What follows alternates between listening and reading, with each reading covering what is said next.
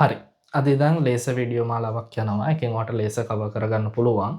හරි. මුලින්ම බලමු අපි ලේසර් කියන්නේ මොකක්ද?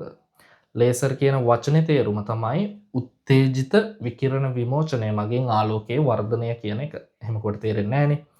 හරි. ඒක අපි පාඩම් වල ඉස්සරහට යනකොට කතා කරමු. එතකොට ලේසර් මේ පළමු වරට ගවේෂණය කරේ හොයාගත්තේ ටීඑච් මයිමාන් කියන විද්‍යාඥයා. ටීඑච් මයිමාන් කියන විද්‍යාඥයා විසින් තමයි මේක පළවෙනි වරට ගවේෂණය කරේ. මයිමාන්.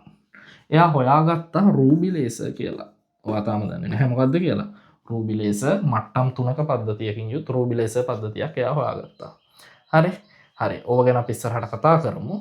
දැන් ඔයා මතක තියාගන්න ඕන වචන සෙට් එකක් තියෙනවා මේ ලේසර් පාඩමට අදාළ. හිතන්න අපි ලේසර් කියන කිව්වහම ඔයාට අයිඩියා එකක් තියෙනවා නිකන් ආලෝකය ගැන. අපිට සූර්යාලෝකයෙන් ලැබෙන ආලෝකයේ අපිට විවිධ තරංගායාම සහිත ආලෝකය තියෙනවා. උදාහරණයක් විදිහට රතු ආලෝකය, කහ ආලෝකය, නිල් ඔය වගේ මේ සියලු ආලෝකයන්ට එකම තරංගායාමයක් නැහැ. සමහර අයගේ තරංගායාම සංඛ්‍යාත වැඩි, සමහර අයගේ සංඛ්‍යාත අඩුයි. ඔය විදිහට විවිධ සංඛ්‍යාත සහිත ඒවා තියෙනවා. ඒක නිසා මේකේ විවිධ වර්ණ මෙයා තුළ අන්තර්ගත වෙන්න පුළුවන්. හැබැයි ලේසර් කියලා ගත්තහම එයා ඒක වර්ණ ආලෝකයක් තමයි නිකුත් කරන්නේ. ඒ කියන්නේ මේගොල්ලොන්ගේ විවිධ සංඛ්‍යාත තරංගායාම තිබ්බට ලේසර් සතුව විවිධ සංඛ්‍යාත නැහැ. ඒ කියන්නේ එයා සතුව තියෙන එක සංඛ්‍යාතයයි. ඒ කියන්නේ තරංගයක් මම ඇන්දොත් මෙහෙම මේ සංඛ්‍යාතයටම අනිත් එක්කෙනත් සමානයි.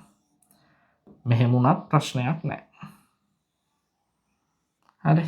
මේගොල්ලොන්ගේ සංඛ්‍යාත සමානයි. හැබැයි ඒක වර්ණ වෙලා විතරක් මදි. මේ ඒක වර්ණ. ඒක වර්ණ වෙලා විතරක් මදි. ලේසර් ආලෝකය සමචාරී වෙන්නත් ඕනේ. අපි කියමු කොහිරන්ට් කියලා.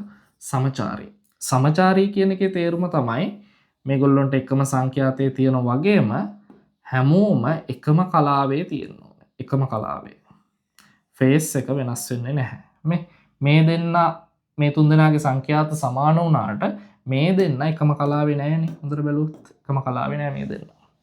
හැබැයි මේගොල්ලොන්ගේ සංඛ්‍යාතත් සමානයි, එකම කලාවෙත් තියෙනවා. එතකොට ඒක වර්ණ සමචාරී ආලෝකයක් තමයි ලේසර් කියලා කියන්නේ. ඕක ඔයා මුලින්ම දැනගන්න ඕන දේ. එහෙනම් ලේසර් වල පළවෙනි ගතිගුණය දැනගන්න ඕනේ ඒක වර්ණ ආලෝකයක් මේක. ඒ වගේම සමචාරී වෙනවා.